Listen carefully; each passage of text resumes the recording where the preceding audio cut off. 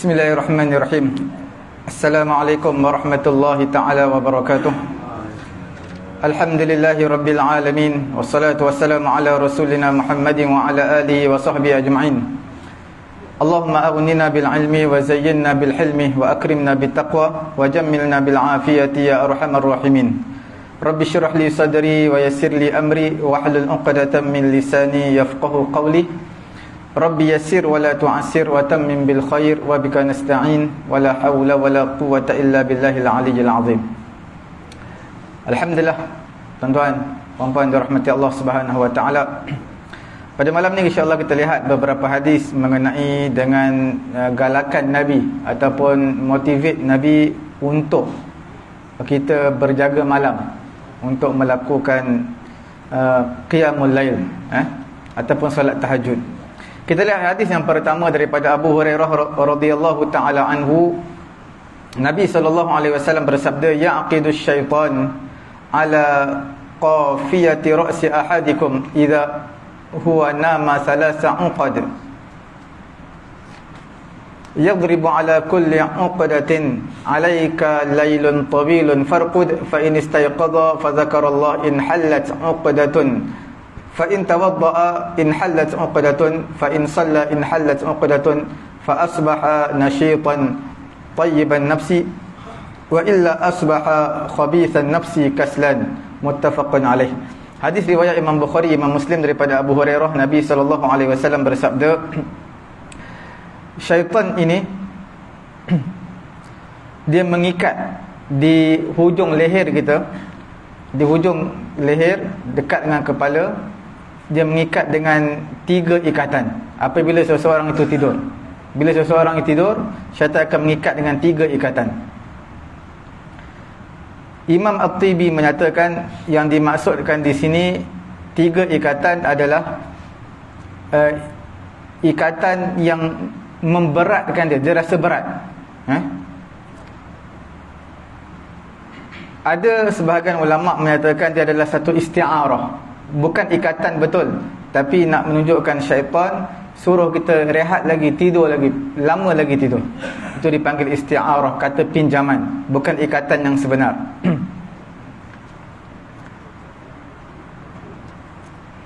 Akan terungkai ikatan tadi bila mana ada 3 perkara lah ya. Yang pertama zikir, wuduk dan juga solat. Syaitan akan menegah, melarang seseorang daripada setiap satu daripada 3 perkara tersebut, sebab setiap satu perkaranya akan merungkaikan satu ikatan. Sebab tu Nabi Nabi memberitahu dalam hadis ini, Nabi mengatakan bila mana seseorang itu tidur, syaitan akan mengikat dengan 3 ikatan. Yadribu ala kulli 'uqdatin, iaitu dia akan mengikat dengan ikatan yang sungguh-sungguh. Setiap satu ikatan tadi, alaika lailun tawilun farqud. Syaitan akan katakan, ikatan pertama dikatakan kepada kamu, malam itu masih panjang, malam yang panjang lagi, malam ni lama lagi, hendaklah kamu tidur. Fa inistayqadha, Nabi kata bila seseorang itu terjaga daripada tidur, maka hendaklah dia berzikir kepada Allah. In halat 'uqdatun, bila dia berzikir kepada Allah, maka terungkailah satu ikatan. Zikir ni maksudnya baca doa bangun tidur lah. Alhamdulillahilladzi ahyana ba'dama amatana wa ilaihin nusyur. Ataupun terjemahan dia, alhamdulillah segala puji milik Allah Subhanahu wa taala, ahyana yang menghidupkan kami, ba'dama amatana selepas mana Allah Taala mematikan kami, wa ilaihin nusyur dan kepada Allah lah kita semua akan dibangkitkan. Ataupun dalam riwayat yang lain ada yang menyatakan doa bangun tidur ni dia banyak versi dalam kitab Al-Azkar Imam Nawawi, tuan-tuan boleh rujuk situ. Alhamdulillahilladzi radda alayya ruhi, segala puji milik Allah yang mengembalikan roh aku, radda ala ruhi wa afani fi jasadi, yang memberi kesihatan kepada tubuh badanku. Alhamdulillahilladzi radda alayya ruhi wa afani fi jasadi. Ada satu lagi, alhamdulillahilladzi afani, alhamdulillahilladzi radda alayya ruhi wa afani fi jasadi. Ada satu lagi, saya lupa. Jadi ada banyak versi doa-doa tidur. Tuan-tuan boleh lihat dalam kitab Al-Azkar. Fa in tawaddaa, sekiranya seseorang itu berwuduk pula, maka inhalat uqdatun, maka terungkai, terbuka lagi satu ikatan. Fa in shalla, sekiranya dia semayang pula, inhalat uqdatun, maka akan terungkai satu lagi ikatan. Fa asbaha nashitan tayyiban nafsi, maka pada ketika itu dia akan berpagi-pagi dalam keadaan cergas, dalam keadaan jiwa dirinya bersih dan juga segar. Wa illa, jika dia tidak melakukan tiga perkara, dia tak baca doa bangun tidur, tak berwuduk, tak semayang, maka dia asbaha khabithan nafsi kaslan, maka dia adalah jadi seburuk-buruk, berpagi dalam keadaan diri yang tidak baik, iaitu dia akan taat kepada syaitan. Ataupun kalau dia tak baca doa bangun tidur, dia tak berwuduk, maka dia akan terus tidur, akan taat kepada syaitan, taat kepada bisikan syaitan sehinggalah terlepas sembahyang subuh dia. Ataupun ulama kata sehinggalah terlepas sembahyang tahajud dia. Dan juga dia berpagi-pagi dalam keadaan malas. Orang yang mana dia baca doa bangun tidur, dia sembahyang subuh berjemaah, berwuduk dengan sempurna, solat malam walaupun 2 rakaat, maka dia akan jadi orang yang baik dan pagi dalam keadaan yang baik, cergas. Terutama pada sekarang ni, dalam hari ni 1 Rejab. Bila 1 Rejab sudah mula, waktu sembahyang tu dah start lambat. Subuh pun dah lambat 6.10. Tuan-tuan bangun 5.50, dekat nak pukul 6 pun boleh sembahyang tahajud lagi. Boleh sembahyang tahajud lagi. Tapi tahajud yang lambat lah, yang hampir kepada subuh, tapi dikira 2 rakaat sebelum azan subuh, dikira tahajud. 2 rakaat. Kalau 1 rakaat tak dikira tahajud, sebab sekurang-kurang rakaat sembahyang malam sekurang-kurangnya 2 rakaat. Kalau tuan-tuan sembahyang 1 rakaat witir, tak dikira tahajud, kena witir 3 rakaat. Cuma ulama berbeza pendapat mengenai ikatan. Ada ulama kata ikatan tersebut adalah hakikat dia. Memang ikatan betul-betul. Seperti mana tukang sihir, dia akan orang yang dia nak sihir, maka dia akan buat beberapa ikatan. Seperti mana Nabi pernah kena sihir dengan Lubaid bin A'sam. Lubaid bin A'sam, Labid bin A'sam telah suruh anak-anak wanita dia sihir Nabi dengan 11 ikatan. Maka Jibril bawa turun ayat syifa ataupun sebagai penawar untuk membuka simpulan sihir tadi adalah qul a'udzu birabbil falaq sampailah minal jinnati wan nas. 2 surah 11 ayat membuka 11 ikatan. Ada yang menyatakan bukan simpulan sihir yang bukan ikatan yang sebenar, tapi adalah dengan makna majaz, iaitu dengan makna diserupakan perbuatan syaitan dengan orang yang tidur ni. Syaitan suruh dia tidur lagi, jangan berzikir, tak perlu semayang, seumpama orang yang syaitan seumpama orang yang melakukan sihir. Seumpama begitu, ditashbihkan, disamakan. Bukanlah ikatan yang betul-betul, bukanlah ikatan yang sebenar.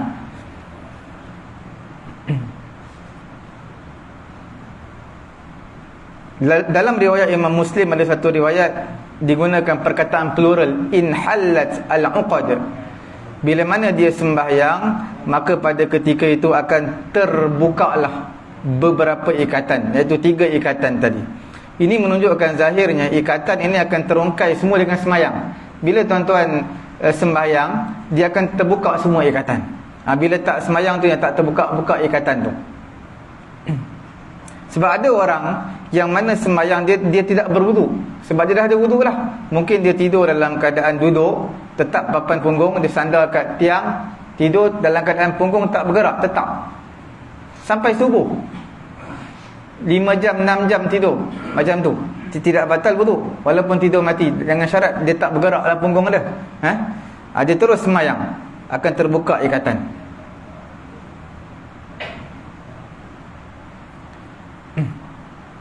Bila mana dia membaca doa, berwuduk dan juga sembahyang, maka dia akan berpagi-pagi dalam keadaan cergas untuk beribadat kepada Allah. Dan pagi tersebut adalah pagi menjadi satu kegembiraan kepada dia, segar, cergas, kerana telah terlepas daripada ikatan syaitan.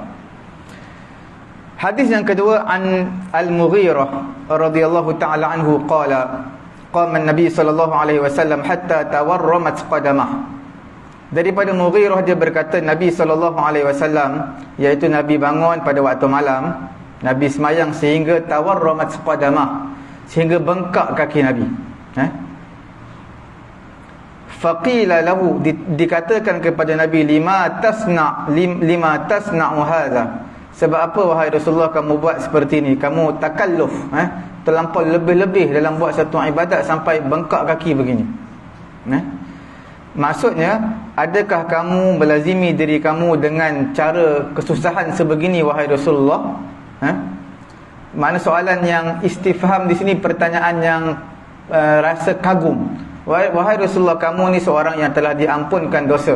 Wa qad ghufira laka ma taqaddama min dhanbika wa ma ta'akhkhar. Wahai Rasulullah, sebab apa kamu nak bersusah-susah sampai semayang sehingga bengkak kaki kamu, sedangkan dosa kamu telah diampunkan, sama ada yang telah lalu dan yang terkemudian? Apa jawapan Nabi? Nabi menyatakan, afala akunu abdan syakura, iaitu tidakkah aku ini menjadi seorang hamba, tidakkah sepatutnya aku menjadi seorang hamba yang bersyukur? Bila mana kita telah diampunkan dosa, maka kita akan menjadi membalas, menghargai jasa tersebut. Kita akan menjadi seorang hamba yang bersyukur. Jadi Nabi kata, tidakkah aku perlu bersyukur? Takkah sepatutnya aku menjadi seorang yang bersyukur di atas nikmat Allah kepada aku, dengan cara Allah Subhanahu Wa Taala telah mengampunkan dosa-dosaku dan semua nikmat yang Allah Taala berikan kepada aku. Ibnu Hajar Al-Asqalani fi Syarh Syama'il, dalam syarah Syama'il, dia menyatakan, atruku tilkal kulfah, adakah aku nak meninggalkan tanggungjawab aku ini kerana melihat kepada keampunan yang telah diampunkan dosa-dosa aku, fala akunu abdan syakura, menyebabkan aku tidak menjadi hamba yang bersyukur. Jadi adakah aku nak tinggalkan semua ibadat disebabkan dosa aku tak perlu bersusah-susah untuk beribadat sehingga bengkak kaki kerana aku telah diampunkan dosa, menyebabkan aku tidak menjadi seorang hamba yang bersyukur. Bahkan sepatutnya aku lebih kuat lagi untuk beribadat kerana membalas jasa ataupun menghargai dosa yang diampun, dosa-dosa aku semuanya diampunkan.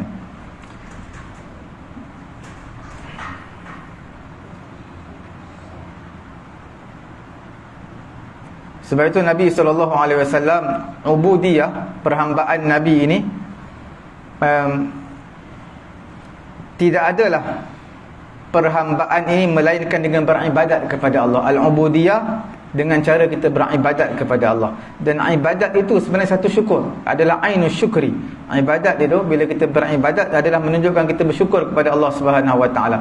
Bila kita solat sunat 2 rakaat, bila kita puasa sunat, kita bersedekah, setiap ibadat itu sebenarnya adalah syukur, tanda kita syukur kepada Allah Subhanahu Wa Taala. Bila mana diampunkan, bila kita diberi satu nikmat yang besar, contoh dapat cabutan bertuah 100,000 ke apa ke, jadi sepatutnya lagi banyak bersedekah. Tapi bila kena kat kita akan jadi sebaliknya.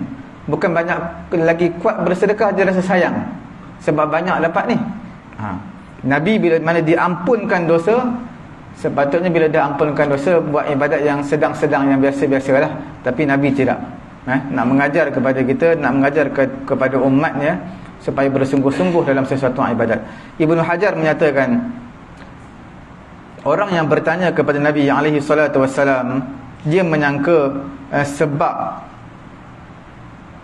apa Nabi menanggung kesusahan sehingga tahap begini beribadat kepada Allah Subhanahu Wa Taala. Sebabnya adakah kerana takut terhadap dosa-dosa, kesalahan-kesalahan Nabi? Walaupun Nabi maksum, cuma saya sebutkan dosa Nabi di sini makna nisbah dosa ni kepada Allah. Allah boleh kata Nabi buat dosa, kita tak boleh. Disebutkan hasanatul abrar sayyiatul muqarrabin. Untuk Nabi, untuk Allah Ta'ala boleh dikatakan Nabi buat salah, buat dosa. Tapi untuk kita tak boleh kata Nabi buat salah, buat dosa, kerana Nabi adalah maksum. Adakah Nabi ini sebab sebab beribadat kerana takut dosa-dosa yang telah lalu ataupun kerana mengharapkan keampunan kepada Allah Subhanahu Wa Taala. Jadi fa'afadahum, sebenarnya Nabi beribadat ini adalah kerana sebab yang lain, iaitu atam wa akmal wa huwa syukur. Lebih daripada itu, lebih sempurna daripada itu, iaitu Nabi bersyukur di atas nikmat yang Allah Taala berikan, iaitu diampunkan dosa dan juga mengharapkan keampunan daripada Allah Subhanahu Wa Taala. Daripada Sayyidina Ali karamallahu wajhah, dia menyatakan apa? Seorang satu kaum, mereka beribadat kerana mereka mengharapkan pahala daripada Allah Subhanahu Wa Taala. Jadi Sayyidina Ali kata fatilka ibadatut tujar, itu adalah ibadat peniaga-peniaga. Sebab peniaga bila nak berniaga, dia nak untung, dia nak ada imbalan dia. Bila kita nak ibadat, kita nak pahala. Sayyidina Ali kata itu adalah ibadat peniaga. Wa anna qauman abadu rahbatan, ada satu kaum mereka beribadat kerana takut azab Allah, takut siksaan Allah. Fatilka ibadatul abid, itu adalah ibadat abid, orang yang kuat beribadat, dipanggil sebagai abid. Wa anna qauman abadu syukran, ada satu kaum mereka beribadat kerana syukur kepada Allah. Fatilka ibadatul ahrar, itu adalah ibadat orang-orang yang merdeka. Hadis yang ketiga kita lihat daripada Ibnu Mas'ud radhiyallahu taala anhu, zukira 'inda an-nabi rajulun, disebut di sisi Nabi seorang lelaki. Dikatakan kepada Nabi, ma zala naiman hatta asbaha, sentiasa dia tidur sampai pagi. Ma qama ila salah, dia tak bangun melainkan sembahyang subuh je. Dia tak bangun. Ma qama ila salah, dia tak bangun sampailah waktu solat. Dia tak bangun sembahyang malam, ataupun dia tak bangun sembahyang subuh. Maka Nabi menyatakan zalika rajulun bala syaitan fi udhunih, itu adalah seorang lelaki yang syaitan telah kencing di telinga dia. Dalam satu riwayat kata dua telinga dia syaitan dah kencing dah. Hadis riwayat Imam Bukhari dan juga Imam Muslim. Dalam hadis ini ada yang dimaksudkan dengan solat di sini, solat malam ataupun sembahyang subuh. Dia tidur, dia tak bangun. Nabi menyatakan lelaki seperti ini syaitan dah kencing di telinga dia. Ditashbihkan beratnya ditashbihkan kencing di telinga ni, syaitan kencing di telinga ni kerana dia tak sedar suara orang azan, dia tak sedar. Itu menunjukkan syaitan dah kencing di telinga dia sehingga berat, bertakung air. Diibaratkan seperti itulah, bila telinga dah penuh dengan air, jadi dia tak dapat dengar, rosak dia punya pendengaran dia. Sebab apa disebutkan air kencing? Kerana air kencing ni adalah perkara yang mudarat dan merosakkanlah. Air kencing satu benda yang kotor, yang jijik. Sebab itu orang yang tak bangun tidur dikatakan syaitan kencing di telinga dia, sebab nak memberi satu ibarat yang cukup kotor. Imam At-Tawribshiti menyatakan sebenarnya ini adalah satu kinayah, iaitu satu kata kiasan mengenai dengan syaitan telah menghina dia, telah menghina dia, telah menganggap, mencampakkan dalam diri dia supaya dia menganggap benda ni benda yang biasa, benda yang remeh, meninggalkan sembahyang malam ataupun sembahyang subuh.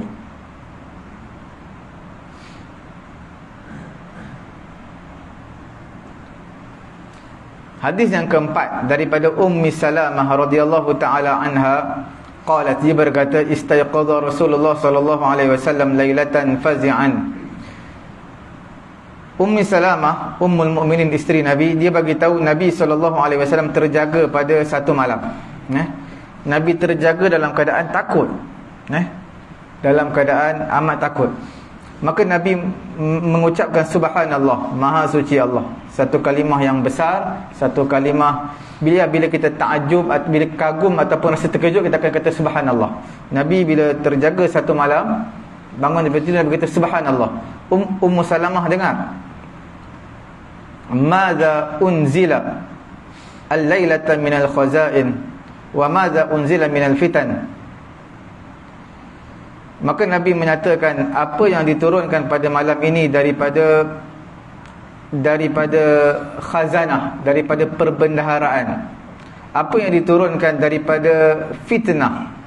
Maksudnya perbendaharaan di sini menunjukkan adalah rahmat. Apa yang diturunkan rahmat pada malam ini.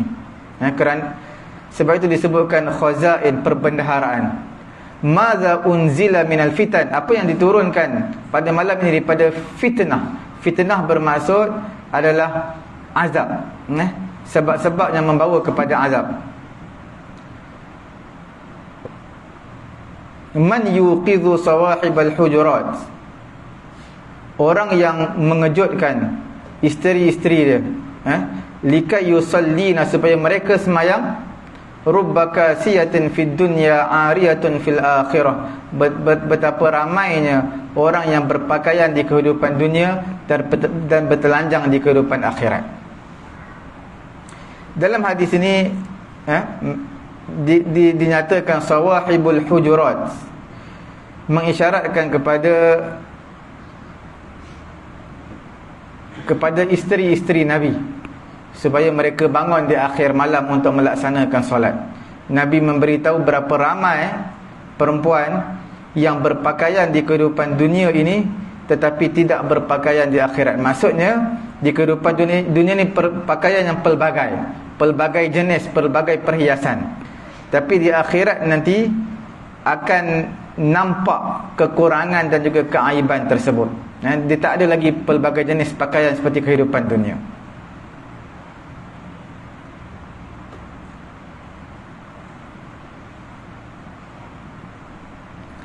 Rubba kasiyatin, betapa ramai orang yang memakai pakaian di kehidupan dunia adalah untuk menjelaskan limujibi istiqadil azwaj lis-salah, iaitu mendorong, menggalakkan kejut isteri untuk sembahyang malam sekali. Iaitu tidak sepatutnya bagi mereka, isteri-isteri ni mereka lalai daripada beribadat. Memanglah mereka letih, jaga anak, ada yang bekerja, tetapi Nabi SAW mengajar kepada isteri ini, walaupun penat, letih, mereka tetap bangun juga pada waktu malam untuk mendapat kemuliaan yang tinggi. Hukum ini kalau kita lihat dalam hadis ini adalah khusus untuk isteri Nabi, tapi sebenarnya umum untuk semua wanita-wanita. Sebab itu al-ibarah bi umumil lafaz la bi khususis sabab, iaitu ibarat hadis ini adalah umum lafaznya, tidak terkhusus kepada sebab.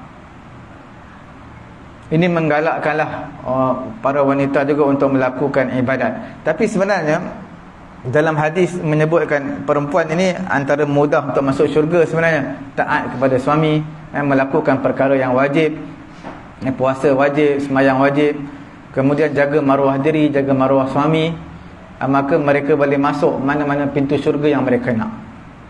Jaga benda fardu je lah, tapi ini sebagai satu ekstra lah bagi wanita untuk mendapat ganjaran yang lebih. An Abi Hurairah radhiyallahu taala anhu, daripada hadis yang kelima daripada Abu Hurairah radhiyallahu taala anhu, Nabi sallallahu alaihi wasallam bersabda, yanzilu rabbuna, telah turun Tuhan kami, tabaraka wa taala, maha suci maha tinggi Allah, kullalailatin, pada setiap malam, ila sama'id dunya, ke langit dunia, hatta yabqa sulusul lailil akhiru, sehinggalah berbaki 1/3 malam yang akhir. 1/3 akhir daripada malam, 1/3 yang akhir daripada malam. Yaqulu, Allah Ta'ala adapun para malaikat akan mengatakan, man yad'uni fa'astajibalah, siapa yang berdoa kepada aku maka aku akan memustajabkan doanya. Man yas'aluni fa'u'atiyah, siapa yang minta kepada aku akan beri kepadanya. Man yastaghfiruni fa'aghfiralah, siapa yang minta ampun kepada aku akan mengampunkan dosanya. Hadis riwayat Imam Bukhari, Imam Muslim. Jadi tuan-tuan, puan-puan dirahmati Allah Subhanahu wa taala, hadis yang kelima ini daripada Abu Hurairah, Nabi kata yanzilu rabbuna, telah turun Tuhan kami.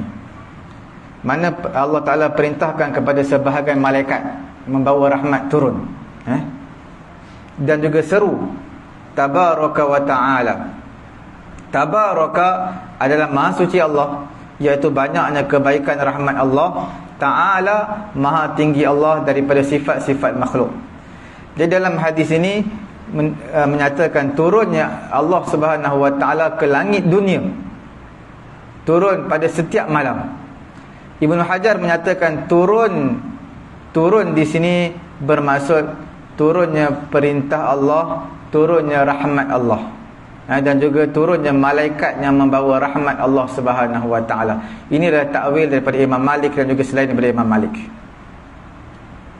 Dan hadis yang sahih menunjukkan pada perkara ini, iaitu annallah azza wa jalla, Allah Subhanahu wa ta'ala akan memanjangkan rahmat Allah Ta'ala ini hatta yumdi, sehingga berlalulah syatrul lail, sehingga separuh daripada malam. Summa ya'muru munadiyan, kemudian malaikat akan menyeru, yunadi fayaqulu hal man da'in fayustajabulah, siapa yang berdoa maka akan dimustajabkan doanya.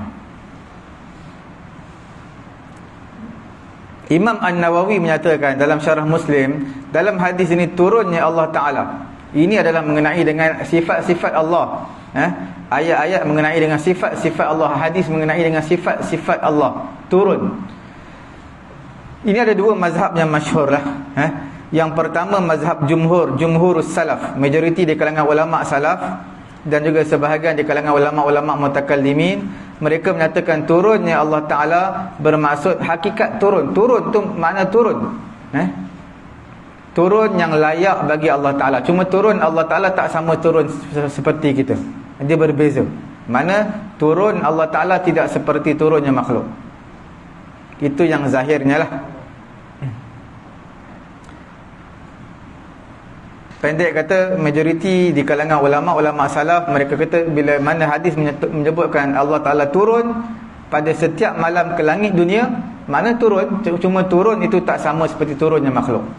Pendapat yang kedua adalah pendapat yang Imam Nawawi nukilkan dalam syarah Muslim, iaitu pendapat yang kedua adalah mazhab kebanyakan, majoriti di kalangan ulama mutakallimin dan juga jamaah di kalangan satu jamaah di kalangan ulama salaf.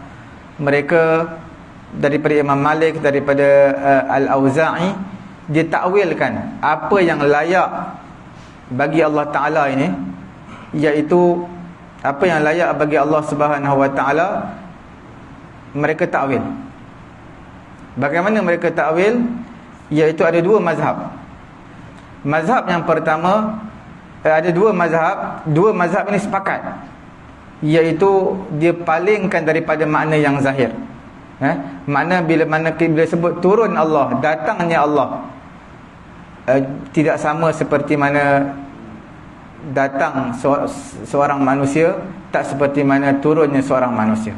Bila sebut tentang tangan Allah, wajah Allah, kemurkaan Allah, rahmat Allah, istiwa Allah, bersemayam Allah, tidak sama seperti makhluk.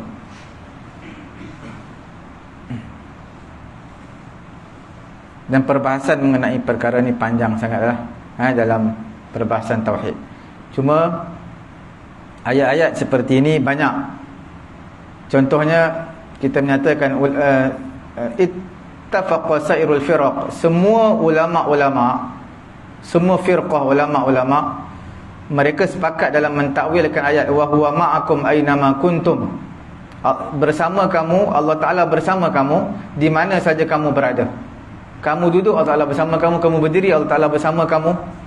Jadi bila mana Allah Ta'ala bersama kamu ini, maka ayat ini ditakwilkan, fa aynama tuwallu fasamma wajhullah, di mana kamu memalingkan diri kamu, maka di sana ada wajah Allah. Ini semua kita tak boleh faham dengan makna zahir lah, kena takwil.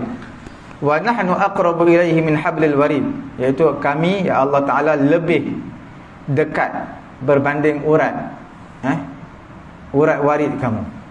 Okey. Qalbul mu'min baina isba'aini baina asabi'ir rahman. Hati orang beriman di antara dua jari daripada jari-jari Allah. Jadi perkara-perkara ni perlu ditakwilkan. Ittifaq. yang menjelaskan kepada kamu kesahihan apa yang ulama-ulama muhaqqiqun mereka memilih, iaitu mereka waqaf ataupun berhenti dekat ayat apa, fa ammal ladzina fi qulubihim zayghun fayattabi'una ma tashabaha minhu ibtigha' al-fitnati wa ibtigha' ta'wilihi wa ma ya'lamu ta'wilahu illallah wa ma ya'lamu ta'wilahu illallah. Tidak tahu takwilnya melainkan Allah Subhanahu wa taala aja. Takwilan ini yang mana takwilan yang benar mengenai dengan ayat-ayat sifat Allah ini, kita tak tahu yang benar. Banyak pendapat, kita boleh kata pendapat ini pendapat itu ulama takwil, tapi yang tahu kebenarannya hanyalah Allah Subhanahu wa taala. Sebab itu kita baca wa ma ya'lamu ta'wilahu illallah. Berhenti di situ. Sebahagian di kalangan ulama berhenti di ayat lepas tu. Wa ma ya'lamu ta'wilahu illallahu warrasikhun. Dan juga orang-orang yang rasikh, yang dalam ilmunya.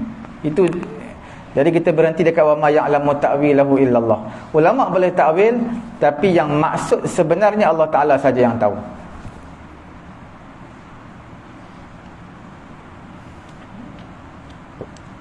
Hatta yabqa thuluthul lailil akhir, sehinggalah berbaki 1/3 yang akhir daripada malam. Sebab apa dikhususkan 1/3 akhir daripada malam? Kerana malam ni dibagi tiga yang terakhir. Malam dibagi 3, ambil yang bahagian 1/3 yang terakhir. Kerana itu adalah waktu tahajud, dan juga waktu tersebut manusia lalai. Dan waktu tersebut rahmat Allah Subhanahu wa taala turun.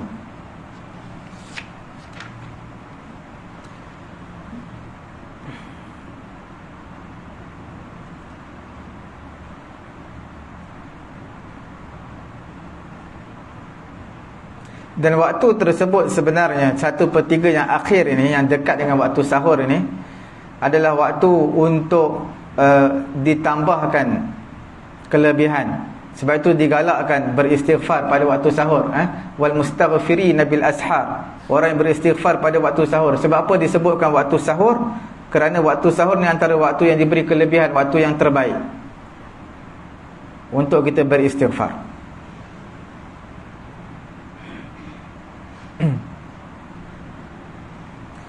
Dalam satu hadis yang lain, Nabi menyatakan summa yabsutu yadayhi wa yaqulu man yuqridu ghayra adumin wala zalumin hatta yanfajira al-fajr. Iaitu siapa, dalam satu riwayat menyatakan, riwayat Imam Muslim, kemudian Allah Taala hamparkan tangannya. Maknanya Allah Taala hamparkan rahmat dia. Allah Taala menyatakan siapa yang memberi pinjam kepada aku, maka tidak akan menimpa kepadanya kefakiran dan juga tidak akan menimpa kepadanya kezaliman. Dia akan dapat ganjaran yang setimpal, bahkan lebih lagi Allah Ta'ala berikan kepada dia. Daripada Jabir radhiyallahu ta'ala anhu, dia berkata, hadis yang ke-6, Jabir kata, sami'atun Nabi, aku mendengar Nabi SAW bersabda, inna fil laili lasa'atan, sesungguhnya pada waktu malam ada satu waktu, la yuwafiquha rajulun muslim, tidaklah bertepatan pada waktu tersebut seorang lelaki minta kepada Allah, yas'alullaha fiha khairan, minta kepada Allah kebaikan, min amri dunya wal akhirah, sama ada urusan dunia ataupun akhirat, illa a'tahu iyyah, melainkan Allah Ta'ala akan beri kebaikan tersebut kepadanya. Wa dzalika kulla lailatin, dan waktu tersebut adalah pada setiap malam. Hadis riwayat Imam Muslim. Dalam hadis ini, Allah pada setiap malam ada satu waktu yang mubham, yang telah disembunyikan oleh Allah Ta'ala. Kalau kita berdoa pada waktu tersebut, kalau kena pada waktunya, maka akan dimustajabkan doa kita. Akan dimustajabkan doa kita, dan Allah Ta'ala akan berikan kepada kita kebaikan yang kita minta, sama ada urusan dunia ataupun urusan akhirat. Di sini kalau kita lihat,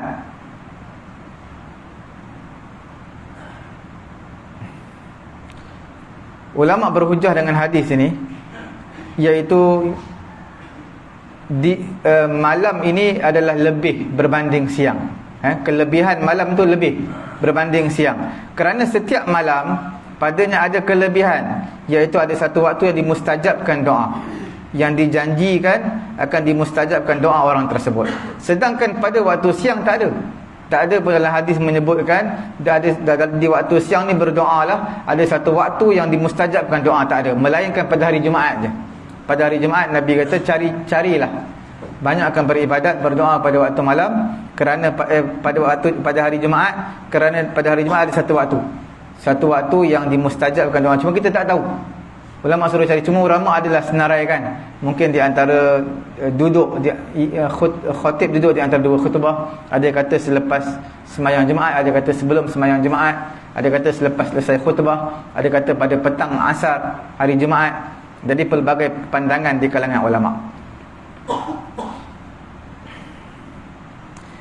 Pada siang hari Nabi suruh perbanyakkan doa. Ada satu waktu dimustajabkan hanya pada hari Jumaat sahaja.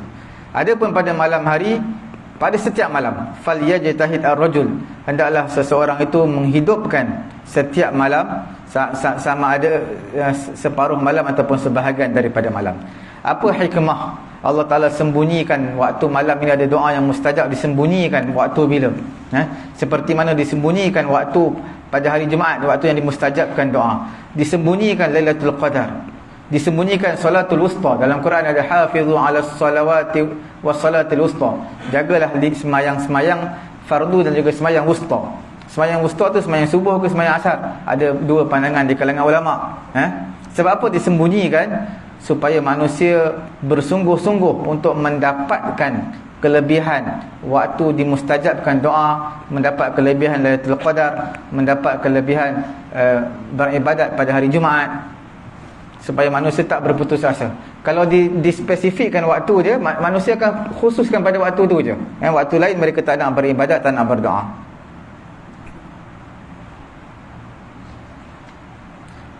Hadis yang ketujuh, daripada Abdullah bin Amr radhiyallahu taala anhu, dia berkata Nabi SAW bersabda, ahabbus salah ila Allah salatu Dawud alaihi salatu wassalam, wa ahabbus siyam ila Allah siyamu Dawud alaihi salatu wassalam, kana yanamu nisfal lail wa yaqumu sulusah wa yanamu sudusah wa yasumu sawman wa yuftiru yawman. Hadis yang terakhirlah daripada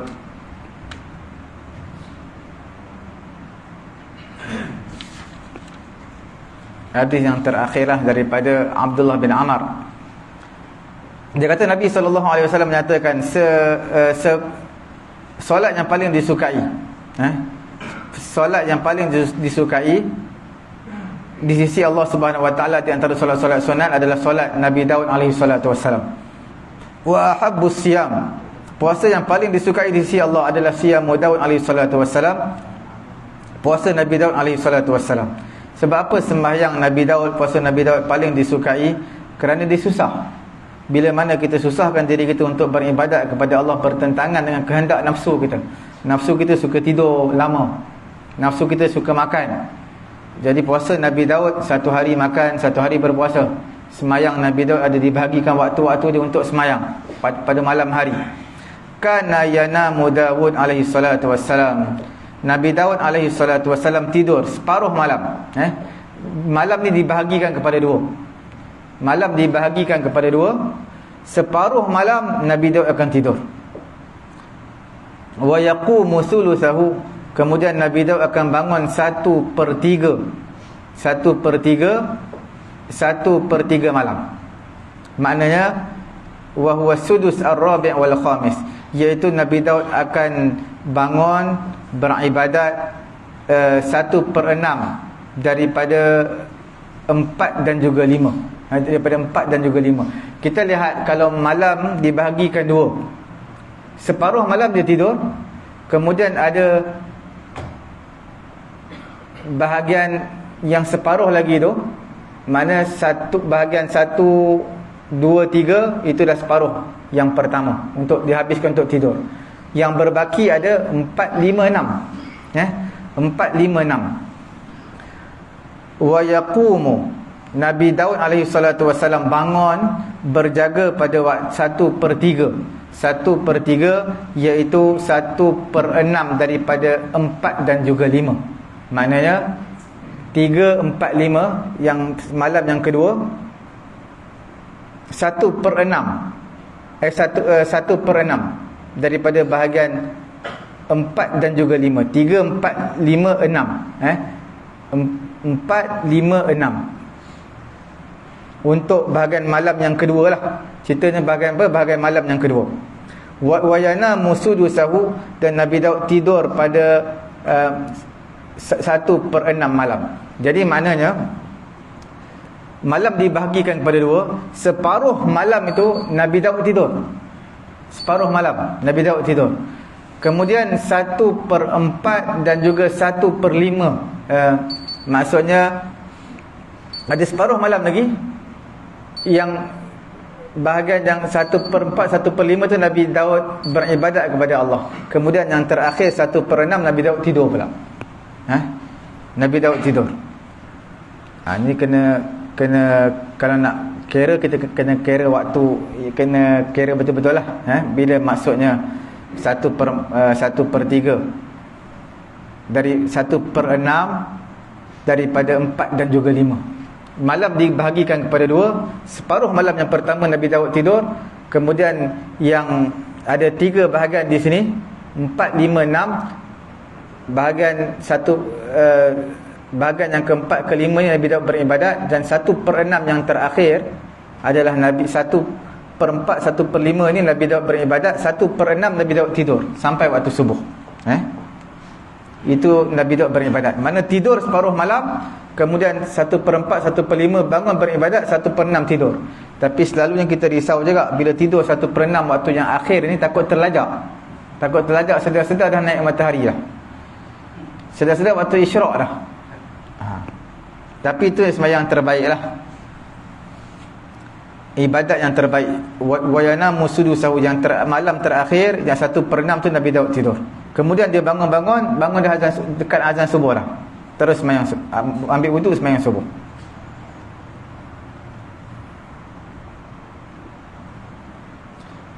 Jenis ibadat ini adalah ahab, yang paling disukai, kerana diri kita apabila kita dah tidur pada 2/3 daripada malam, maka kita akan rasa ringan badan.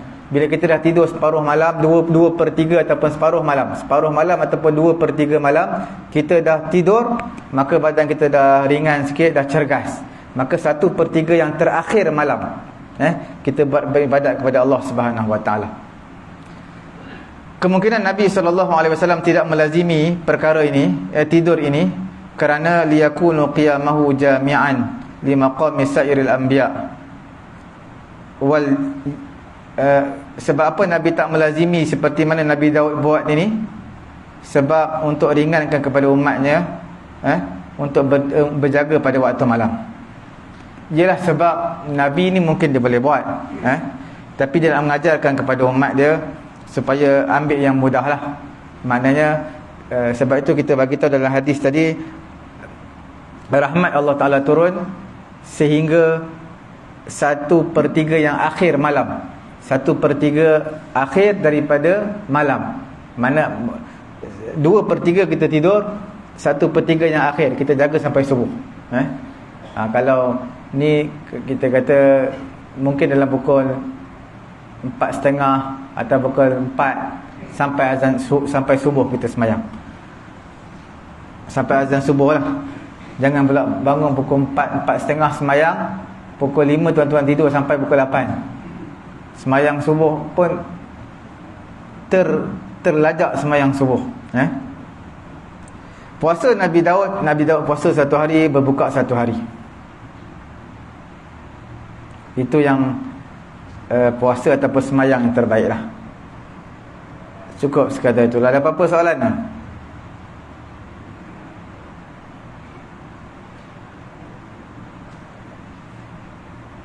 Tak ada apa soalan Dia banyak kelebihan, nanti kita akan sambung kelebihan-kelebihan berjaga malam lah. Terutama sekarang ni subuh kita lambat.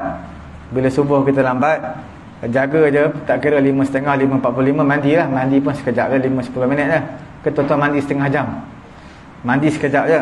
Kemudian lepas kita mandi, terus semayang je lah. Semayang 2 rakaat. Yang tak semayang witir, boleh semayang witir dulu. Kemudian yang tak semayang witir, boleh semayang witir pada ketiga tu. Yang tak semayang tahajud, nak semayang tahajud pun boleh. Kemudian tutup dengan witir.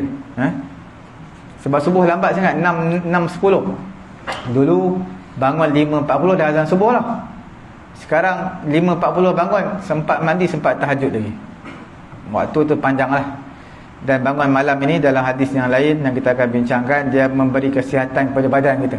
Mana nak badan sentiasa sihat, penyakit tak mudah datang kepada kita, hendaklah kita berjaga malam, kerana itu adalah rutin kebiasaan amalan orang-orang soleh. Ya. Witir kan kita buat Isyak kan. Lepas itu kita bangun tahajud, kita buat 2 rakaat tahajud. Lepas itu kita tutup dengan witir 2 rakaat lagi. Boleh. Bila mana kita dah buat witir 3 rakaat lepas sembahyang Isyak, kemudian bila bangun esok pagi sebelum azan subuh, kita sembahyang tahajud, kemudian nak sembahyang witir 2 rakaat, boleh. Yang tak boleh sembahyang witir 1 rakaat, sebab dia dah buat ganjil, dia tak boleh buat ganjil lagi lah. Bila dia dah buat ganjil, dia tak boleh buat ganjil lagi lah. Sebab Nabi kata la witrani fi lailatin, tak ada 2 witir dalam satu malam. Jadi kalau nak buat witir kena genapkan 2 rakaat, 2 rakaat sampai 11 rakaat. Dia dah buat 3 rakaat, nak buat witir lagi boleh. Buatlah 2 rakaat sampai cukup 11 rakaat. Itu pandangan antara Imam Romli dan juga Imam Ibn Hajar lah. Dua pandangan ni kuat. Dua pandangan ulama ni kuat. Jadi bila mana dah buat witir 3 rakaat, nak buat lagi witir 2 esok pagi sebelum azan subuh 2 rakaat.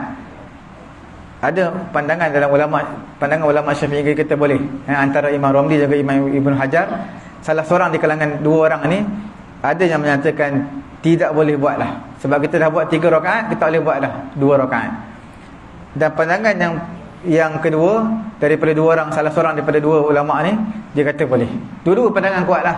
Sebab Imam Ibn Hajar, Imam Romli antara ulama mutaakhirin selepas Imam An-Nawawi. Bila mereka ni adalah mendatangkan beberapa masalah yang Imam Nawawi tidak datangkan, dan dua-dua pandangan ini adalah kuat. Kalau ulama yang berpandangan yang menyatakan tak boleh dah buat witir sebab dah buat 3 rakaat, itu pun kuat pandangan tersebut. Dan pandangan yang mengatakan witir dah buat 3 rakaat tapi buat lagi 2 rakaat sampai cukup, ikutlah 7 rakaat ke 9 rakaat ke, dia genap-genapkan je, dia genapkan, maka itu pun pandangan kuat. Yang tak bolehnya, kita dah buat ganjil 3 rakaat, kita ganjilkan lagi, itu tidak dibenarkan lah. Bila kita ganjil, kita kena digenap lah. Kita dah ganjilkan 3 rakaat, kemudian kita buat lagi ganjil 3 rakaat, jadi genap, jadi 6 rakaat. Jadi kita tak boleh buat ganjil. Kita dah buat ganjil, kita genapkan saja. Okey, cukup sekadar itulah. Semoga Allah Ta'ala beri kefahaman saya dengan tuan-tuan. Subhanallahumma wa bihamdihi, subhanakallahumma wa bihamdika, asyhadu an la ilaha illa anta astaghfiruka wa atubu ilaik. Bismillahirrahmanirrahim. Alhamdulillahi rabbil alamin, wassalatu wassalamu ala rasulina Muhammadin wa ala alihi wa sahbihi ajma'in. Allahumma anfa'na bima 'allamtana wa 'allimna ma yanfa'una wa zidna 'ilma. Alhamdulillahi ala kulli hal wa na'udzu billahi min hali ahli nar. Rabbana atina fid dunya hasanah wa fil akhirati hasanah wa qina 'adzaban nar. Wa sallallahu ala sayyidina Muhammadin wa ala alihi wa sahbihi ajma'in. Alhamdulillahi rabbil alamin. Taqabbalallahu minna.